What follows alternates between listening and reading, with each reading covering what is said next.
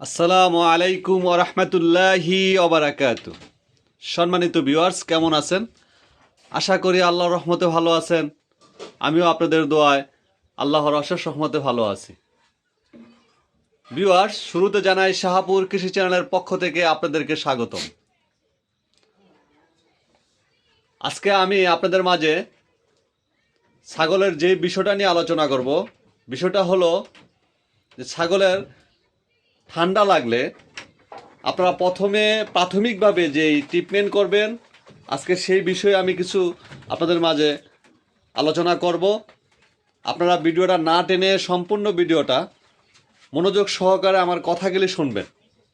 ইনশাআল্লাহ আল্লাহর রহমতে অনেকটাই উপকৃত হবেন।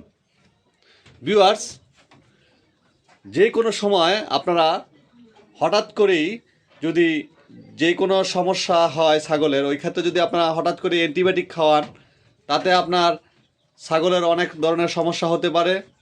বিশেষ করে আপনার যে প্রজননের যে সমস্যাটা, সেটা আপনার দেখা দিতে পারে। আপনার একটা খামারি যদি ছাগল পালেন, গরু পালেন, যে কোনো প্রাণী পালেন, যদি ঠিক মতন প্রজনন ক্ষমতা না থাকে বা ডিম বাচ্চা ঠিক মতো না করে, তাহলে আপনার লসের সম্মুখীন হতে হয়। তো ভিউয়ার্স, আপনারা চেষ্টা করবেন সবসময় যে প্রাণী পালেন তাদেরকে ফার্স্ট টাইমে অ্যান্টিবায়োটিক প্রয়োগ না করার জন্য চেষ্টা করবেন। প্রাকৃতিকভাবে যে চিকিৎসা করার জন্য। তো ভিউয়ার্স, আমি যে কাজটি করি, আমার ছাগলের যখন প্রথম আপনার ঠান্ডা লাগে বা ঠান্ডার লক্ষণ দেখা যায়, তখন থেকে আমি ওদেরকে সরিষার তেল ব্যবহার করি।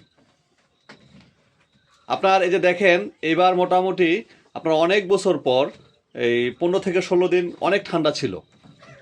আমার মনে হয় আমি 2-4-10 বছরের ভিতরে এরকম ঠান্ডা আমি দেখিনি। তো এবার মোটামুটি অনেক ঠান্ডা পড়ছে। বিভিন্ন জায়গায় আরও ঠান্ডা, আমাদের এই কুমিল্লায় মোটামুটি ভালোই ঠান্ডা ছিল। হয়তো আপনার উত্তরবঙ্গ আর বিভিন্ন জায়গায় আরও ঠান্ডা ছিল। তো ভিউয়ার্স, আমাদের এখানে আমাদের তুলনায় অনেক ঠান্ডা পড়ছে। মোটামুটি অনেক বছর ধরে এরকম ঠান্ডা দেখা যায়নি। এই ঠান্ডার ভিতরে আমার ছাগলকে আমি ইনশাল্লাহ যেই স্বাভাবিকভাবে যে যত্ন নিয়েছি, ইনশাল্লাহ আল্লাহর রহমতে আমার ছাগলগুলি সবগুলি ভালো আছে। তো এই শীতের এই শুরু থেকেই আমি কয়েকদিন আপনার সরিষার তেল নাকে এবং মুখে আমি দিয়ে দিয়েছি এবং চেষ্টা করছি আপনার এই অল্প পরিমাণ এই সরিষার তেল খাওয়া দেওয়ার জন্য ওদেরকে। তো এরকমভাবে আমি আপনার কয়েকদিন করছি, আবার কিছুদিন অপেক্ষা আবার কয়েকদিন করছি। ইনশাল্লাহ আল্লাহর রহমতে আমার ছাগলের ঠান্ডা কাশি হয়নি। সবগুলি ইনশাল্লাহ ভালো আছে আল্লাহর রহমতে, সবগুলি ভালো আছে আল্লাহর রহমতে। দেখেন, আল্লাহর রহমতে আপনাদের দোয়া সবগুলি ভালো আছে। তো ভিউয়ার্স, সাথে আরেকটা জিনিস আপনারা ব্যবহার করতে পারেন, সেটা হলো আদা। আপনার আদা খাওয়ালে আপনার কয়েকটি উপকার আসবে।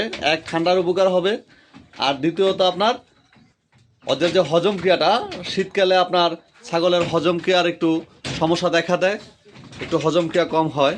যে কোনো প্রাণীরই শীতে একটু আপনার হজম ক্রিয়ার সমস্যা হয়। তো ভিউয়ার্স, এই আদা খাওয়ানোর ফলে আপনার ঠান্ডারও উপকার হবে এবং হজম ক্রিয়ারও আপনার উপকার হবে। তো আপনারা এই দুটা আপনার জিনিস যদি শীতকালে শুরুতে ব্যবহার করেন, যেমন সরিষার তেল এবং আদা, ইনশাআল্লাহ প্রাকৃতিক এই দুইটা জিনিস যদি আপনারা ব্যবহার করেন, ইনশাআল্লাহ আপনাদের ছাগলগুলি ভালো থাকবে, সুস্থ থাকবে এবং ঠিক মতন খাবার খাবে এবং প্রজনন ক্ষমতাও থাকবে। যে কোনো সমস্যার ক্ষেত্রে আপনারা ফার্স্ট টাইম আপনার ওষুধ চেষ্টা করবেন যে ওষুধ প্রয়োগ না করার জন্য। কারণ ওষুধের আপনার যেমন উপকার আছে, তেমন আপনার পার্শ্ব প্রতিক্রিয়াও আছে। প্রতিটা ওষুধেরই আপনার পার্শ্ব প্রতিক্রিয়া আছে। তো পারিশর্তে আপনারা হুট করেই কোনো সমস্যা দেখা দিলে ওষুধ খাওয়াতে চেষ্টা করবেন না। আর ওষুধ যদি খাওয়ানো, চেষ্টা করবেন যে স্বাভাবিক যে ওষুধটা, ডাক্তারের পরামর্শ নিয়ে অ্যান্টিবায়োটিক ছাড়া স্বাভাবিক ওষুধটা খাওয়ানোর জন্য। যেমন ঠান্ডা লাগলে আপনারা সরিষার তেল, আদা এইগুলো খাওয়াবেন, বা আপনার এই স্বাভাবিক নর্মাল যে ওষুধগুলি আছে সেগুলো খাওয়াবেন, যেমন ফেনাডিন, তারপরে আপনার ফ্যাক্সু, এই জাতীয় যে ট্যাবলেটগুলি আছে আপনার এইগুলো খাওয়াবেন। ইনশাল্লাহ সেরে যাবে, খুব দ্রুতই সেরে যাবে। তো চেষ্টা করবেন আপনার অ্যান্টিবায়োটিক থেকে দূরে থাকার জন্য। আমি বারবার বললাম অ্যান্টিবায়োটিক থেকে দূরে থাকার জন্য চেষ্টা করবেন, তাতে আপনার ছাগল ভালো থাকবে।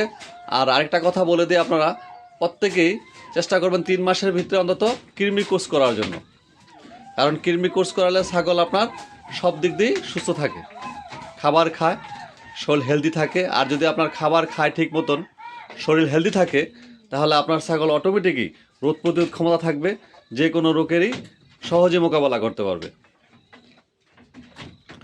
তা আশা করি আমার কথাগুলি আপনারা বুঝতে পারছেন। আমি আর ভিডিও লং করবে না, এখানেই শেষ করছি। আসসালামু আলাইকুম ওয়া রাহমাতুল্লাহি ওয়া বারাকাতুহু।